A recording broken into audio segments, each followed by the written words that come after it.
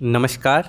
इस वीडियो में हम आधुनिक हिंदी कविता में जयशंकर प्रसाद जी द्वारा रचित कविता अब जागो जीवन के प्रभात, इस कविता की सरल व्याख्या को देखने वाले हैं, इसे पढ़ने वाले हैं।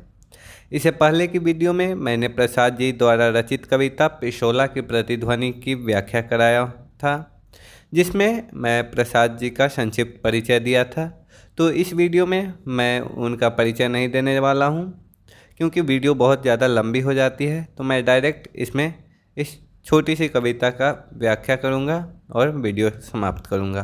तो आइए इस कविता की व्याख्या को देखते हैं। जयशंकर प्रसाद जी ने अपनी इस कविता में नव जागरण के प्रभात की सौंदर्यमयी छवि के माध्यम से आशा, उत्साह और जागरण का संदेश दिया है। कवि ने प्रतीक रूप में प्रभात यानी सुबह को जीवन के नवीन आरंभ के रूप में चित्रित किया है और अंधकार यानी रात्रि को दुख, निराशा और निष्क्रियता का प्रतीक माना है।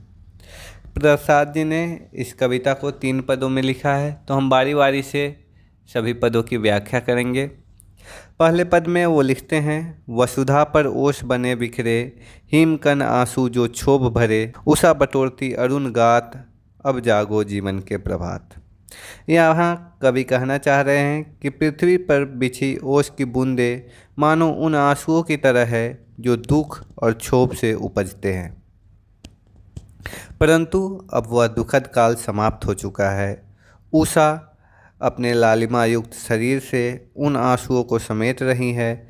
यह संकेत है कि अब दुख दूर हो रहा है और नया उत्साह आ रहा है। अतः अब समय है जागने का, नव जीवन के प्रभात में प्रवेश करने का। दूसरे पद में प्रसाद जी लिखते हैं, तम नैनों की ताराएं सब, मूंद रही किरण दल में है अब, चल रहा सुखद यह मलय बात, अब जागो जीवन के प्रभात। यहाँ अंधकारमय आँखों की ताराएं यानी रात्रिकालीन भ्रम, दुख या अवसाद वह विलीन हो रही हैं। उनके स्थान पर अब प्रकाश की किरणें आ चुकी हैं, जो ज्ञान, जागृति और आशा का संकेत है। मलय पवन यानी कि सुगंधित हवा अब चल रही है, जो आनंद और शांति का द्योतक है। इसलिए कवि पुनः आग्रह करते हैं कि अब जागो, यह नव जीवन का प्रभात है। तीसरे पद में कवि लिखते हैं, रजनी की लाज समेटो तो, कलरव से उठकर भेंटो तो, अरुणाचल में चल रही बात, अब जागो जीवन के प्रभात। यहाँ कवि कह रहे हैं कि रात्रि यानी जो हमारा अतीत है, जो अंधकार की लाज संकोच है, उसको समेट कर छोड़ दो। अब पक्षियों का मधुर कलरव गूंज रहा है, यानी प्रकृति जाग गई है।